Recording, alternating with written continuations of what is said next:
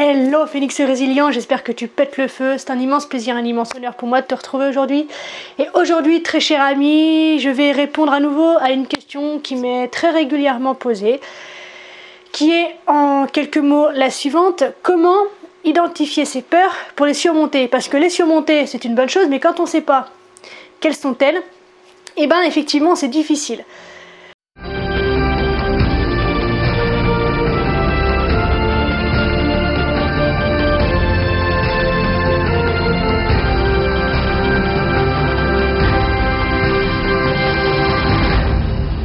Donc pour ça, en fait, dans cette vidéo, je vais te proposer 5 questions que je vais t'amener à te poser, à mettre sur papier, bien sûr. Tu commences à connaître mes méthodes pour pouvoir identifier effectivement pourquoi est-ce que tu ne parviens pas à obtenir les résultats qui sont importants pour toi. Alors, avant de commencer, revenons sur le fait que la peur, c'est un mécanisme du cerveau, beaucoup de l'imagination, qui génère en toi des sensations, des ressentis qui te font comprendre que en fait la situation que tu t'apprêtes à surmonter, à dépasser ou à vivre tout simplement, est en fait dangereuse pour toi. Il y a une partie de notre cerveau qu'on appelle le cerveau reptilien qui réagit en fait tout bêtement à plaisir-douleur. Et donc chaque situation vécue comme une éventuelle douleur envoie un stimuli qui fait comprendre au reste du corps qu'en fait la situation est très dangereuse pour soi. Alors effectivement, quand au début de notre évolution on était susceptible de croiser un mammouth ou un tigre à dents de sabre au buisson d'après, effectivement c'était important, et aujourd'hui on se rend compte quand même, bon, on a un peu moins de chance de croiser un ours en sortant du magasin, quoi. Donc tout ça pour dire que notre peur d'aujourd'hui, la plupart de nos peurs d'aujourd'hui sont irrationnelles. Et en plus de ça, sont complètement fantasmés. Parce que je suppose que tu as déjà remarqué que 95% des films que tu t'es fait vis-à-vis d'une situation ne sont absolument jamais arrivés. Vrai ou pas? Donc voilà, donc première chose, la peur est quelque chose de beaucoup trop fantasmé. Ensuite, il faut comprendre que la peur se compose essentiellement de 2 attributs. Le premier, c'est qu'en fait, elle est un obstacle à un résultat souhaité. C'est-à-dire, par exemple, s'engager dans une nouvelle relation de couple, aller demander une augmentation, parler devant un public, aborder un ou une inconnue, demander peut-être au serveur de changer un plat parce qu'il est trop froid. Tout ça, ce sont des résultats que l'on souhaite obtenir, des actions que nous souhaitons mener et qu'on n'arrive pas à mener sans trop savoir pourquoi. Le deuxième attribut de ces peurs, c'est qu'en fait, elles ont toute une part inconsciente. Et c'est là que ça devient intéressant. Donc cette part inconsciente, par exemple, c'est, pour en revenir au résultat souhaité, c'est peur de parler en public. Pourquoi j'ai peur de parler en public? Pourquoi j'arrive pas à garder une situation de couple stable? Pourquoi j'arrive pas à lui demander une augmentation? Pourquoi j'arrive pas à dire au serveur que mon plat est trop froid? Etc. etc. Toutes ces parties-là, tous ces pourquoi en fait, sont issus d'une part inconsciente. Et toutes les peurs en fait attribuées à cette part inconsciente, on l'assimile très souvent, pas toujours à raison, à une forme de manque de confiance en soi ou d'estime de soi. Et on remet une grande partie du blâme sur notre enfance.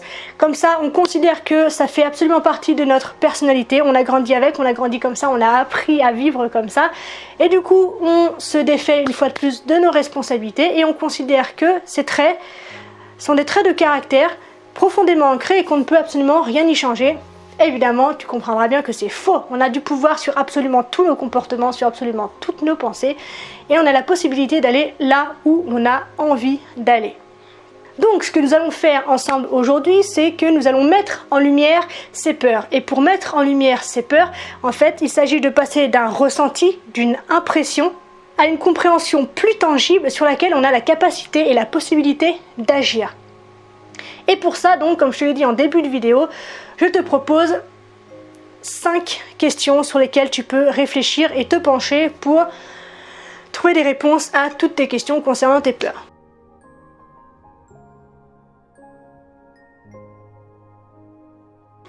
Première question, quel résultat je souhaite obtenir?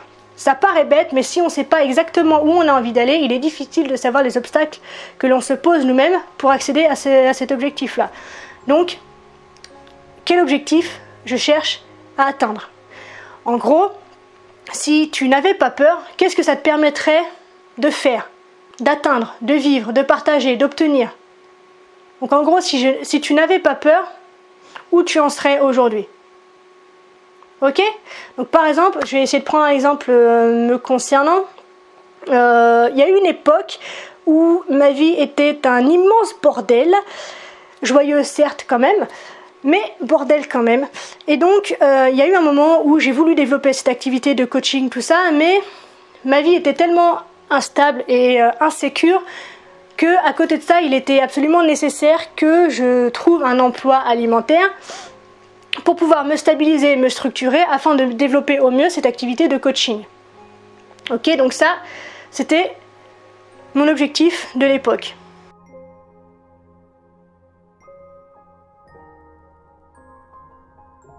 Deuxième question, qu'est-ce qui, selon moi, est nécessaire d'apprendre pour atteindre ce résultat? Donc, si on reprend mon exemple, quelles compétences, quel comportement est-ce qu'il faut que j'apprenne à mettre en place, il faut que j'apprenne à développer pour pouvoir atteindre cette structure et cette stabilité? Et donc, ce que je dois développer, là, en l'occurrence, c'est ma capacité à chercher de l'emploi, ma posture vis-à-vis de la recherche d'emploi, et donc, il faut absolument que je trouve un emploi alimentaire.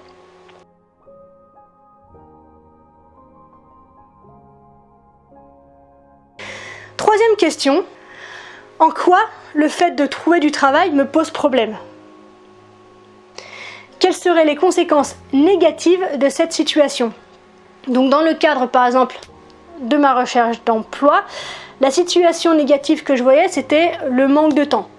C'est-à-dire que travailler, ça me prend du temps et du coup c'est du temps que je n'aurai plus pour faire mes recherches, pour me développer, pour développer mon entreprise, pour assouvir ce besoin irascible de curiosité pour comprendre et découvrir le monde qui m'entoure.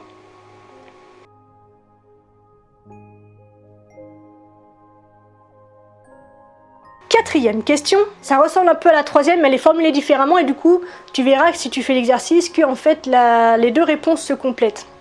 Donc quatrième question, c'est qu'est-ce que j'ai peur de perdre? Qu'est-ce qui est réellement important pour moi?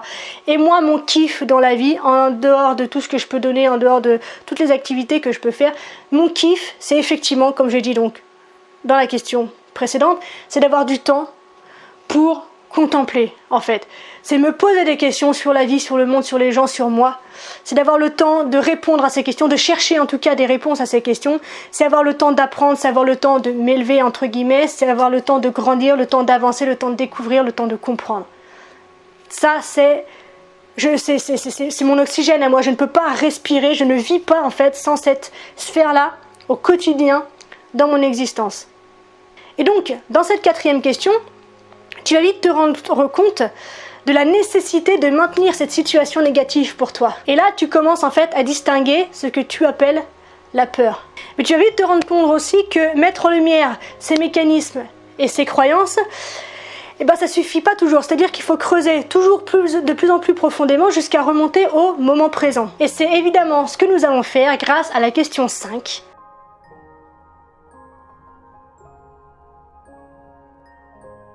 En quoi la situation décrite dans la question 3 est bénéfique à la réalisation de ce qui est important pour moi? Donc deuxième partie de la réponse à la question 4. En quoi la situation évoquée en question 3 est bénéfique à la réalisation de ce qui est réellement important pour moi? Et je t'invite à vraiment prendre ton temps pour répondre à cette question qui est absolument fondamentale, parce que quand tu auras fini d'y répondre, tu vas te rendre compte que grâce à cet exercice, tout ce dont on a envie, en fait, est déjà là. Tout ce qui est important pour toi est déjà là. Et notre peur, en fait, résulte de notre incapacité à considérer cette situation comme équilibrée, à prendre du recul et à voir clairement ce qui est important pour soi. Dans mon cas, par exemple, si on reprend l'exemple que j'ai utilisé pour te guider à travers cet exercice, on comprend que j'ai entretenu cette idée qu'il était absolument nécessaire que je m'enrichisse pour m'épanouir et pour tout simplement être. Donc c'était très bien. Au niveau conscient, en fait, gagner plus d'argent, c'est positif, mais au niveau inconscient, donc partie inconsciente évoquée au début de la vidéo. Gagner plus d'argent, c'est travailler plus, et travailler plus, c'est moins de temps pour ce qui est réellement important pour moi. Et donc, dans ce cadre-là, en quoi le manque de temps est bénéfique à la réalisation de ce qui est important pour moi, c'est-à-dire de découvrir et comprendre le monde, et ben je me suis aperçue que comme j'avais moins de temps à consacrer à ce qui me fait vibrer, je le fais d'autant plus intensément. Donc mes réflexions sont plus profondes, et quand je fais un exercice d'écriture par exemple ou de recherche, si je n'ai que 45 minutes à consacrer à cet événement-là, en fait je suis 45 minutes ultra focus là-dessus. Plutôt que d'avoir une journée pour travailler dessus, et puis aller à droite à gauche, un coup Facebook, un coup le chien qui aboie, un coup une caresse à chaussettes, un coup une petite balade, un coup je vais manger un machin. Non, là j'ai 45 minutes pour bien faire les choses. Et bien c'est 45 minutes qui vont être royales. Je fais mieux les choses en 45 minutes parce que j'ai moins de temps autour que dans une journée. Et c'est là qu'on se rend compte qu'en fait tout est déjà là. Tout est équilibré et qu'il faut savoir juste prendre du recul pour observer la situation dans sa globalité et se rendre compte qu'en fait il n'y a absolument aucune raison d'avoir peur de perdre quoi que ce soit. Et tu vas souvent te rendre compte, si tu réitères cet exercice plusieurs fois, que dans tout ce qui est positif, il y a forcément du négatif, et dans tout ce qui est négatif, il y a forcément du positif.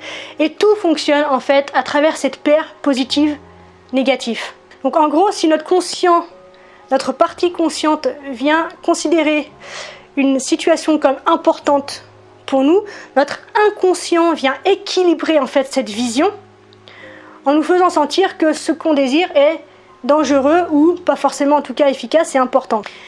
Et ce qui est absolument formidable, c'est que grâce à cet exercice, donc réitéré bien sûr plusieurs fois sur le long terme, on ne devient absolument plus l'objet de nos désirs. On le fait uniquement parce qu'on se rend compte que c'est là, que ça nous porte. Point barre.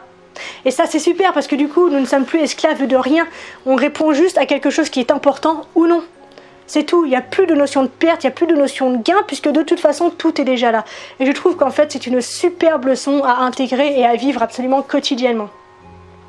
Donc voilà, j'espère que cette vidéo t'a plu. Donc 5 questions, tu vois, toutes bêtes pour pouvoir identifier tes peurs, mettre un nom sur tes peurs. J'espère que donc voilà, que ça t'intéresse, que tu vas faire l'exercice. N'hésite pas à me dire en commentaire du coup justement si tu le fais, ce que ça peut t'apporter. Si tu as d'autres questions vis-à-vis cet exercice auquel je pourrais essayer de répondre.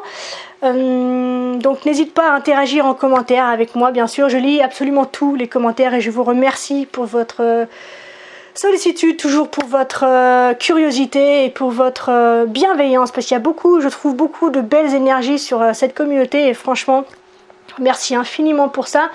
Bref, comme d'habitude, si vous pensez que cette vidéo peut en aider certains et en éclairer d'autres, je t'invite tout d'abord à la liker parce que comme ça elle pourrait être référencée et être vue par un maximum de personnes, et bien sûr à la partager sur vos différents réseaux sociaux afin qu'un maximum de monde puisse en profiter et mettre un nom, mettre en lumière tout ce qui le bloque, tout cet auto-sabotage qu'on met en place inconsciemment pour ne pas atteindre la vie qui nous inspire. Je te donne rendez-vous très vite dans une prochaine vidéo. D'ici là, prends soin de toi et surtout, sois reconnaissant envers la vie parce qu'elle est tellement belle, on a tellement de chance. Remercie-la d'être là tous les jours avec toi. Et surtout,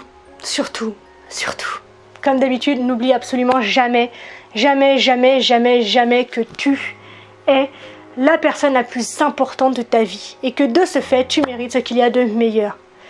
Je te souhaite une extraordinaire journée, une extraordinaire semaine. Je te dis à très bientôt. Salut, je t'aime.